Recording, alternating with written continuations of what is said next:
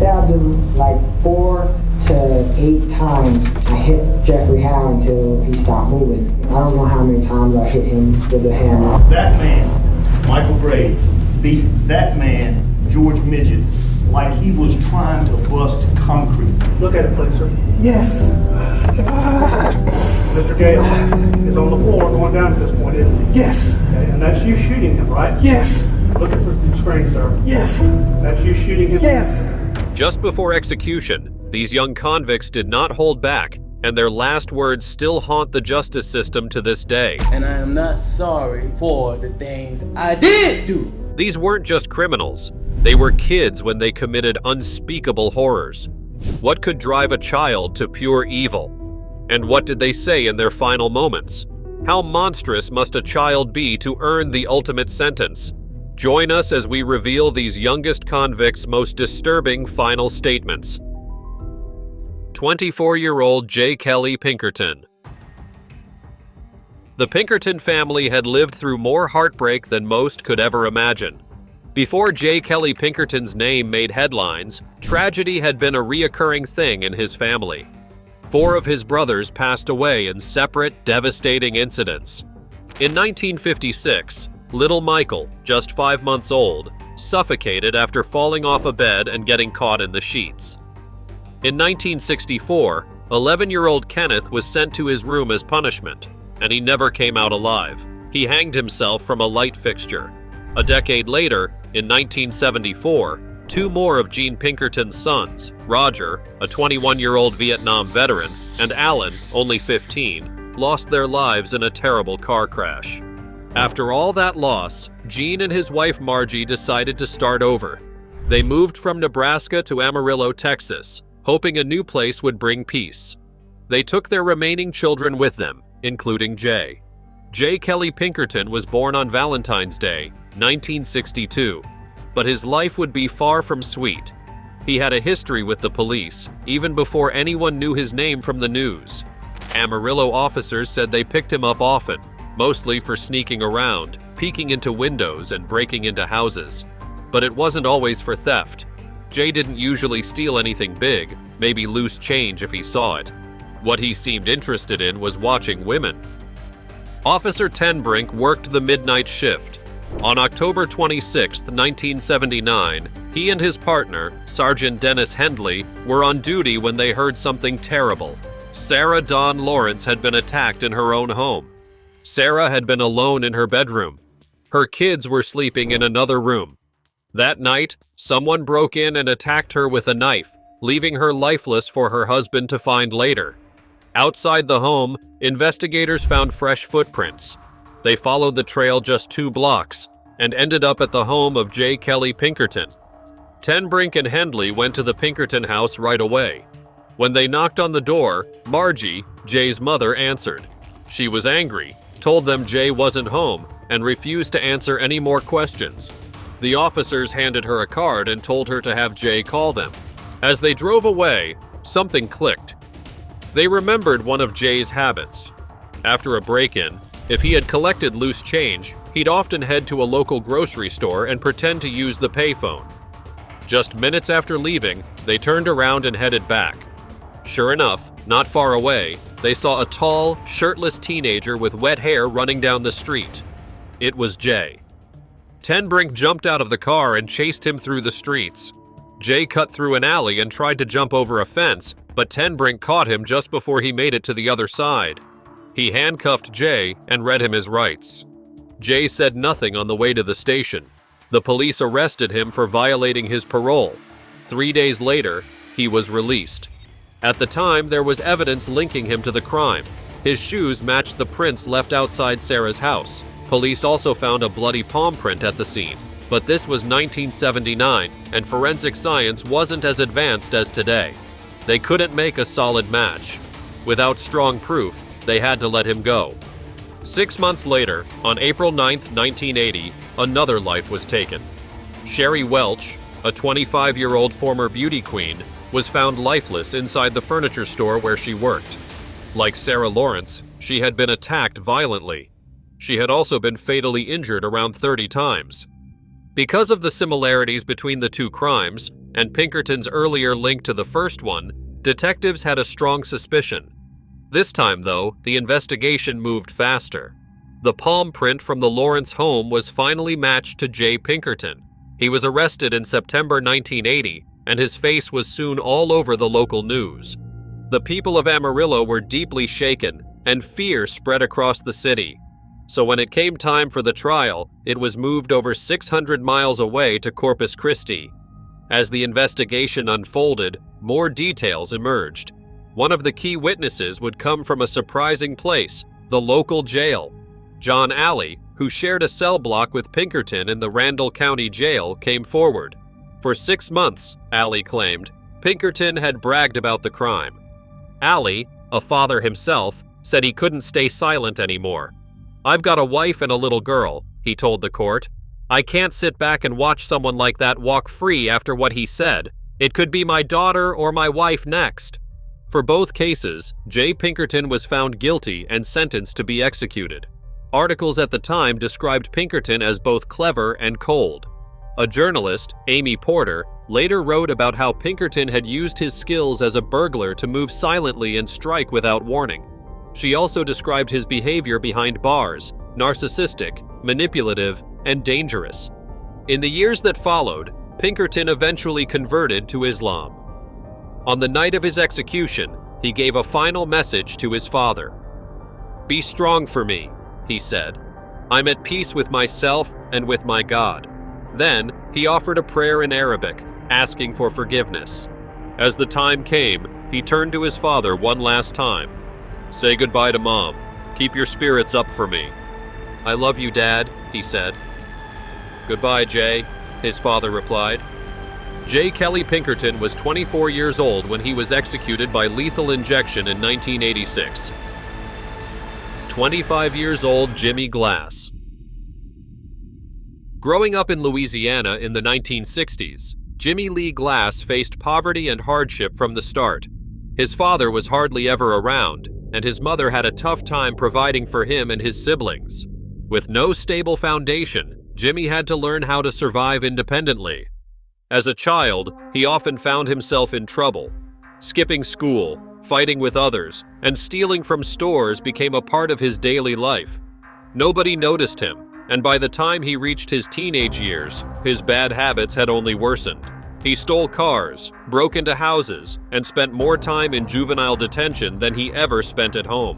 The more he faced punishment, the less he cared about the consequences. By his early 20s, Jimmy had fully embraced a life of crime. He didn't have a job, and he didn't care about following society's rules.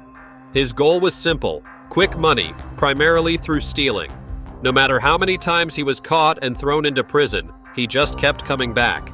Jail was a revolving door for him, but it never changed him. It only made him harder. In 1982, things took a dramatic turn. Jimmy was again locked up in the parish jail in Louisiana, this time for burglary. But behind bars, he met someone who would change the course of his life: Jimmy C. Wingo. Wingo was an older, more hardened criminal who had spent even more time in and out of prison than Jimmy. They quickly bonded over their shared love of rebellion against the law. They both dreamed of escaping and found comfort in each other's company as they plotted their getaway. Together, they studied the guards' patterns, waited for the right time, and bided their moment. Christmas Eve, 1982, was the night they made their move. The cold air and holiday distractions worked in their favor. While many guards were focused on their celebrations that night, Jimmy and Wingo escaped from the parish jail in Webster Parish. Once free, they knew they had to act fast. They needed money, weapons, and a car to get away, but they didn't plan to hide. They were set on getting what they needed by any means necessary. Their search led them to a quiet neighborhood where they found the home of Newton and Earlene Brown, a peaceful older couple. The Browns had no idea what was about to happen. Glass and Wingo broke into their home, looking for valuables. But as fate would have it, the Browns woke up, and what started as a robbery turned into something much worse. In the heat of the moment, the two criminals made a decision. They couldn't leave any witnesses behind. The couple, who had not harmed anyone, became victims simply because they were in the wrong place at the wrong time. In a cold, ruthless act, they were shot by Jimmy. After the crime, Glass and Wingo thought they had escaped, running from the scene with what they could steal. But their freedom didn't last long. The police quickly connected them to the crime. Evidence was in their possession, like items stolen from the Browns' home. Witnesses also placed them near the scene of the murder. It didn't take long for them to be caught again. This time, there would be no escape. The evidence against them was too strong. The trial moved quickly, and the jury wasn't sympathetic.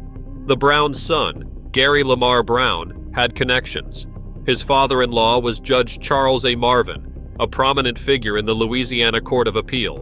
Glass and Wingo were sentenced to death, and the electric chair would be their fate. Under Louisiana law at the time, the only way to carry out the ultimate penalty was through electrocution. Glass and his legal team tried to fight it, arguing that the electric chair caused unnecessary pain and suffering. They claimed it violated the Constitution's protection against cruel and unusual punishment. Despite these objections, the Supreme Court ruled that electrocution as a method of execution was still constitutional. On June 12, 1987, at just 25 years old, Jimmy Lee Glass was executed in the electric chair. He showed no remorse as he was prepared for his last moments, and his last words were, "I'd rather be fishing." 4 days later, on June 16, 1987, Jimmy Wingo met the same fate. Unlike Glass, Wingo maintained his innocence to the very end. As he was strapped into the chair, his final words were, "I am an innocent man. You are murdering me this day. I do still love you all in Christ. God bless you all."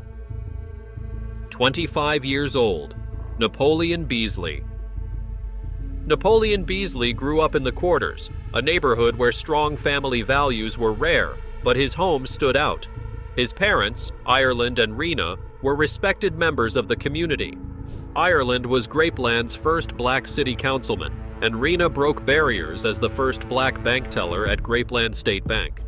Napoleon had every opportunity to succeed, but trouble found him despite their best efforts.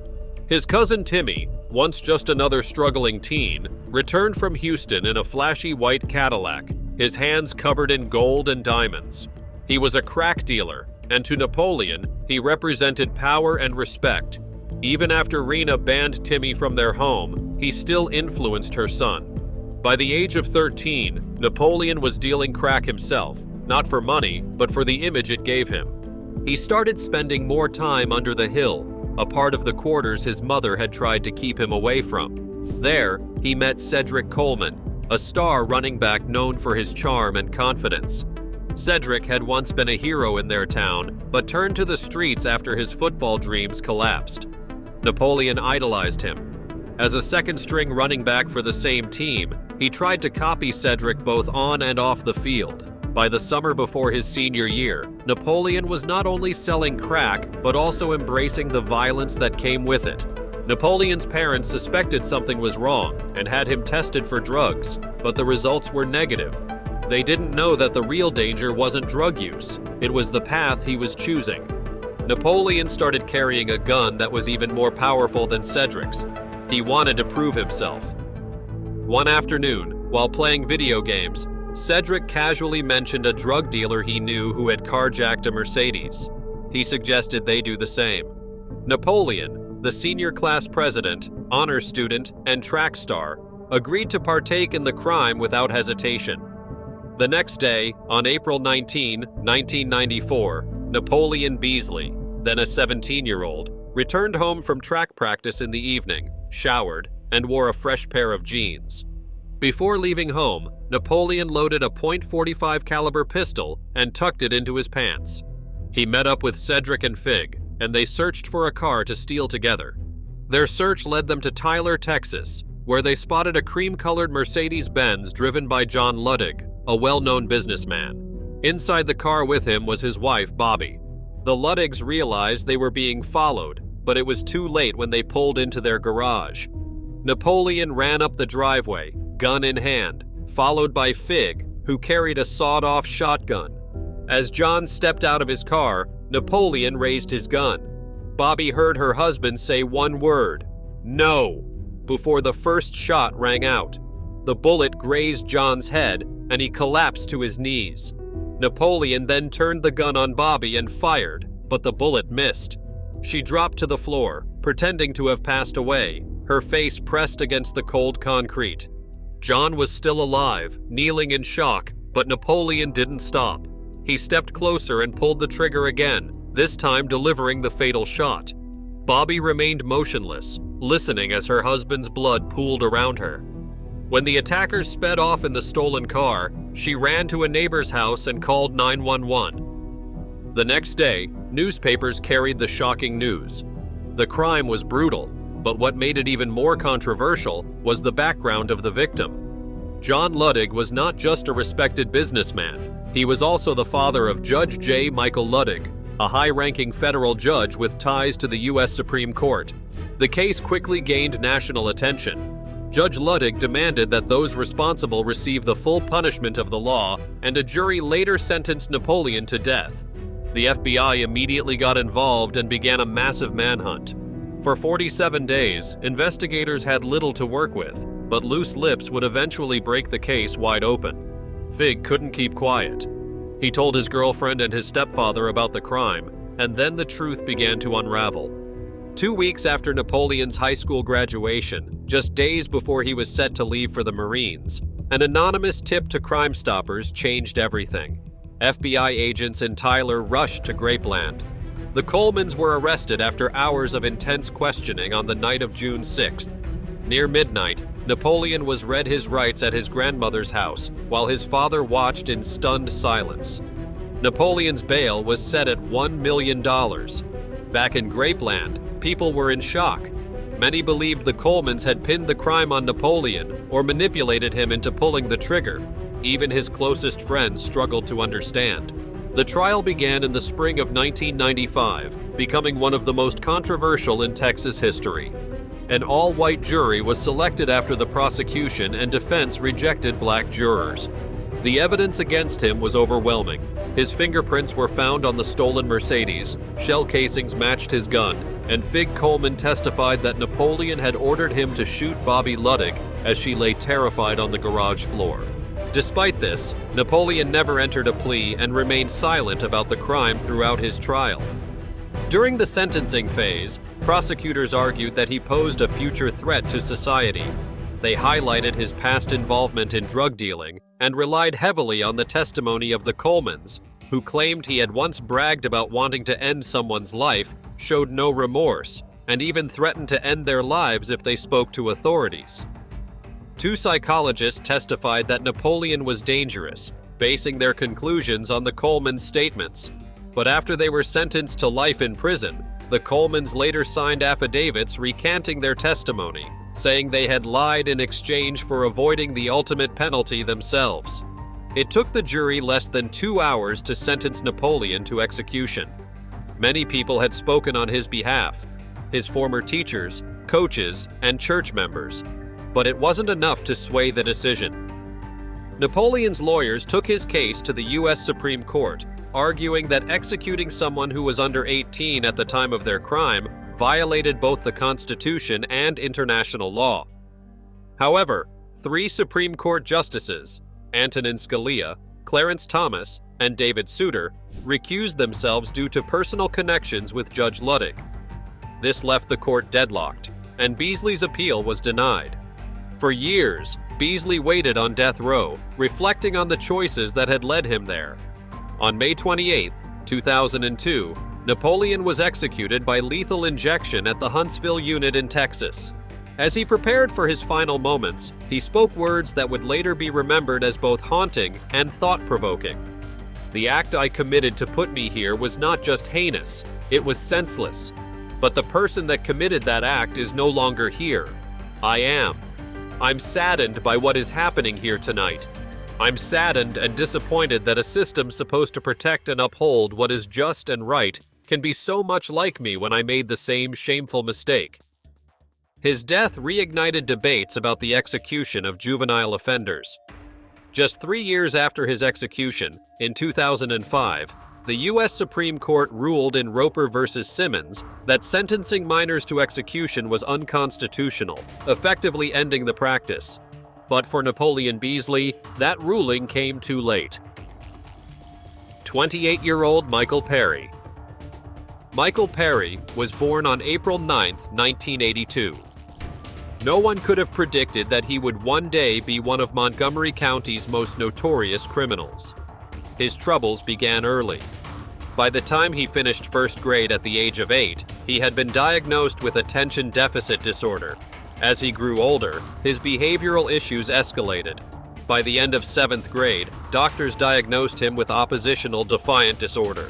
A year later, he was diagnosed with conduct disorder, a condition often linked to antisocial behavior in adulthood. Despite being admitted to a mental hospital twice, Perry did not meet the criteria for bipolar disorder or a learning disability. He struggled in school, frequently skipping classes and running away from home. He would return whenever he wanted, ignoring any attempts by his parents to control him. His behavior became more reckless. He stole his mother's jewelry and tried to pawn it, took his parents' van and crashed it into a mailbox, and even broke into a neighbor's home, destroying wallpaper and carving into the wooden moldings. Throughout this period, he was sent to therapists, but nothing seemed to change. His parents tried everything to discipline him. After he was expelled from a behavioral program in Florida, they took legal action against him. A judge ordered him to attend a long-term care facility. In September 1997, Perry was sent to Father Flanagan's Boys Town in Nebraska, a place for troubled youth. Within 3 months, he showed his true colors. He threatened a house parent. He was immediately placed in a secured unit for 4 months. Even then, professionals determined that he didn't suffer from the level of mental illness needed for psychiatric care. Perry's parents, hoping for a solution, sent him to Casa by the Sea, a strict, locked-down high school program in Mexico. He managed to graduate high school, but left the program when he turned 18. After that, he had no stable home. Other than brief stints with his parents, a few acquaintances, and shelters, he was essentially homeless. He attempted to find work. He joined the Job Corps for a few months and worked at Walmart for a short time, but nothing lasted. To survive, he stole and sold prescription pills. On October 2, 2001, Perry was arrested for attempting to fill a fake prescription for 1,000 Xanax pills. While awaiting trial in Montgomery County Jail, he caused trouble. He was aggressive, had to be physically restrained, and even tried to bite an officer. Just weeks later, on October 24, 2001, Perry and his friend, 19-year-old Jason Burkett, made a terrible decision. They wanted new cars, and knew Adam Stotler's family had money, a Camaro, and an Isuzu Rodeo. Their plan was simple: stay over at the Stotler house and steal the Camaro while everyone was asleep. That evening, Perry and Burkett drove to the house in Burkett's girlfriend's truck. Adam wasn't home yet, but his mother, Sandra Stotler, was. She told them he wouldn't be back until 9 that night. As they drove away, they changed their minds. Instead of waiting, they decided to steal the Camaro immediately.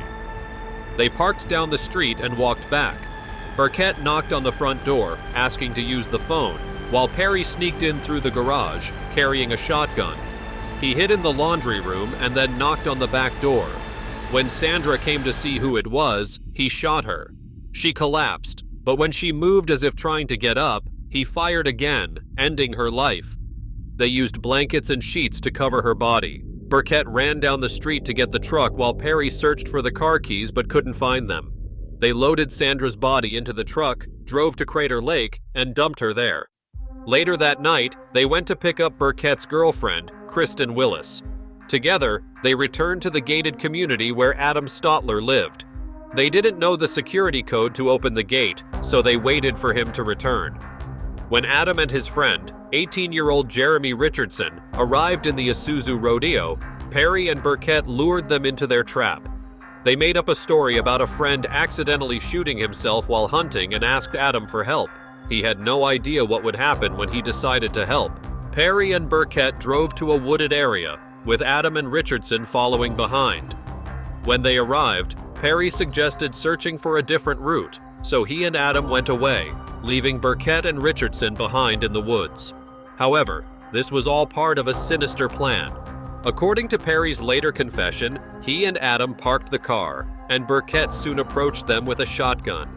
Burkett asked if they had heard gunshots. He had fired several rounds to signal their location.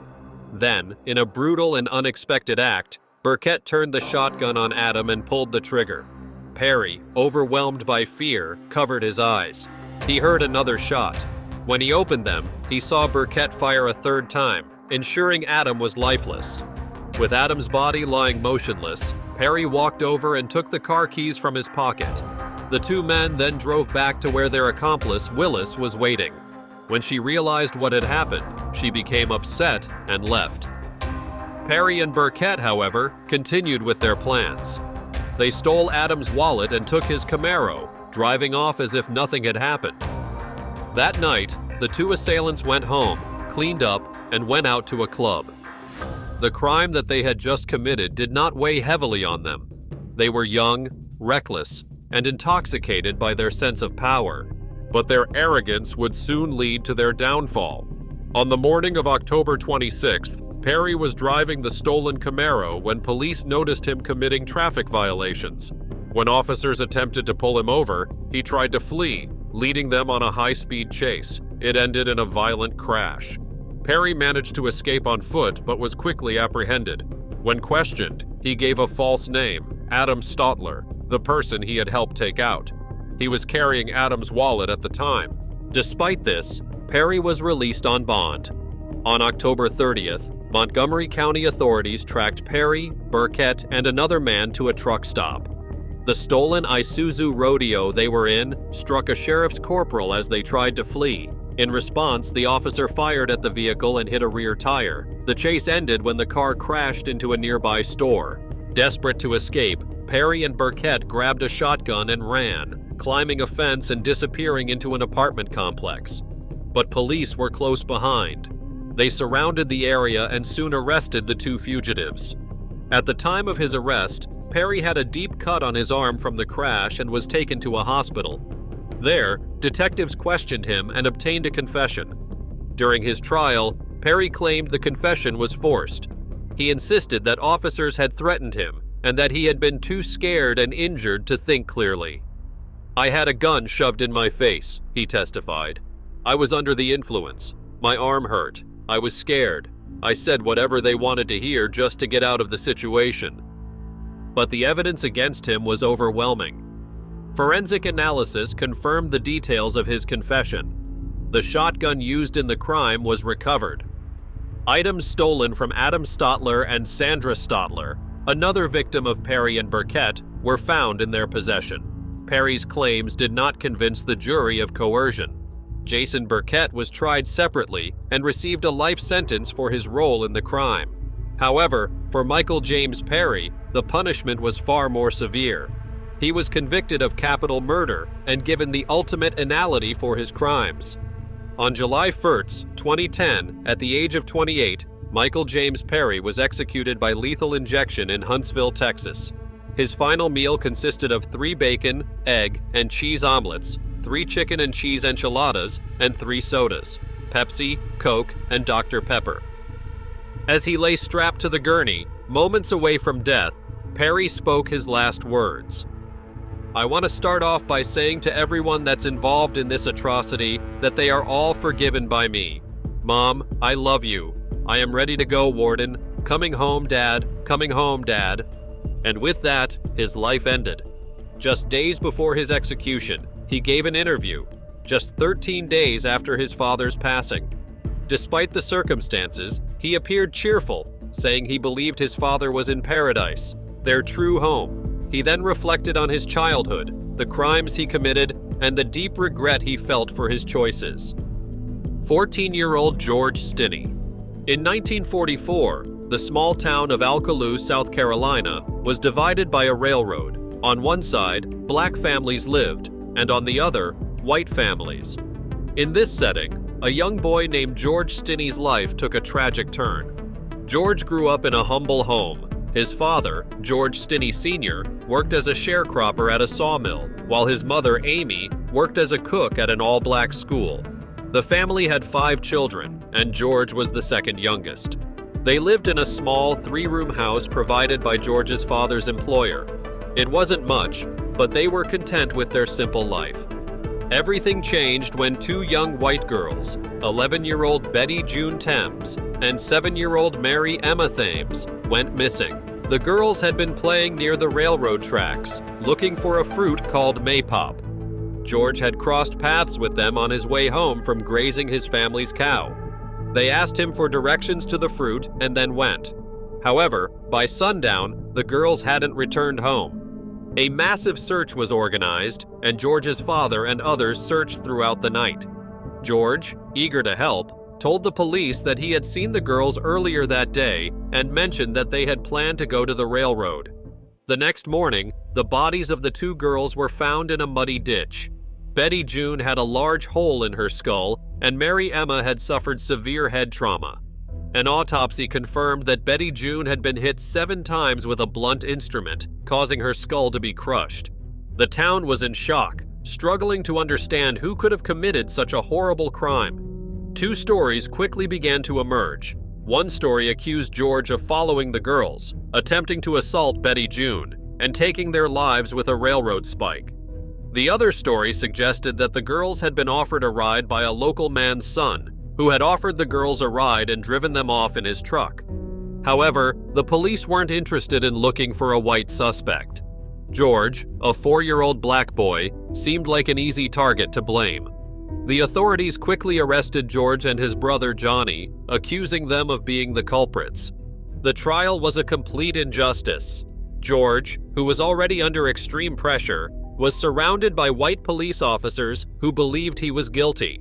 His family wasn't allowed in the courtroom or the interrogation room. The police relentlessly questioned him, trying to force a confession. George was alone, with no family, lawyer, or support.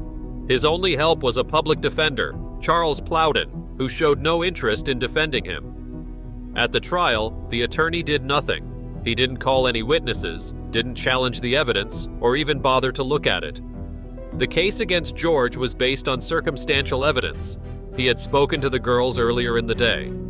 In just 10 minutes, Officer Newman and the interrogation team claimed 14-year-old George Stinny had confessed. On April 24, 1944, an all-white jury found him guilty and sentenced him to be executed. Think about that. A child, barely a teenager, tried by 12 white men in a courtroom where his own family wasn't even allowed inside. When word spread that a black boy had taken the lives of 2 white girls, the white community erupted in rage. Lynch mobs came for George and his family, forcing them into hiding. Authorities kept George in a secret location. His parents didn't know where he was, couldn't visit him, couldn't say goodbye. As his execution date neared, life got worse for the Stinnies. No one wanted to be linked to them. George's father lost his job, leaving the family with nothing in a world that had already turned against them. But not everyone stayed silent. Ministers of all races fought for George. They begged the governor to spare him, arguing it was wrong to take the life of a child, that the trial was unfair, that justice had failed. Letters and telegrams flooded the governor's office, all ignored. Governor Olin Johnston was warned. Protests were growing, and racial tensions were rising. But it didn't matter. The mob wanted blood, and nothing would stop them. At last, George's parents were allowed to see him one final time. On June 16, 1944, his minister came to give him his last rites. Tiny for his age, just 95 pounds and 5 feet tall, George walked to the electric chair clutching his Bible. The officers struggled. The chair was built for grown men, not a small boy. They took his Bible and used it as a booster seat. Witnesses watched, waiting. "Any last words?" an officer asked. George's voice was quiet, defeated. "No, sir." The prison doctor pressed him. "Don't you want to say anything about what you did?" Again, George whispered, "No, sir." Then they strapped his hands, his legs, and finally, a strap was pulled tight over his mouth. As the executioner strapped George into the electric chair, the boy began to cry. But his tears didn't matter. They placed a too large mask over his face, still wet with tears. and sent 2,400 volts surging through his small body. Witnesses watched in horror as his body convulsed, his eyes wide, his face covered in spit and tears. 2 more jolts of electricity followed, and then silence. It took just 3 months to arrest, convict, and execute the 14-year-old child. For 70 years, George's family fought to clear his name. His siblings never stopped believing in his innocence. They knew the trial was a racist sham. Finally, in 2014, a team of determined men, George Frierson, Steve McKenzie, Matt Burgess, and Ray Brown, took on the case. New evidence came to light. A motion for a retrial revealed a shocking truth.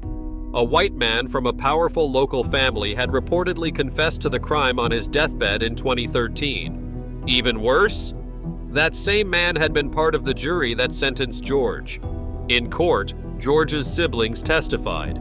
So did Wilford Hunter, George's former cellmate, who swore the boy never wrote a confession. He was forced to admit to a crime he didn't commit. In December 2014, Judge Carmen Mullen finally overturned George's conviction. She ruled his trial was unfair, his rights were violated, and executing a child in less than 90 days was cruel and unusual punishment. Thanks for watching. See you in the next video.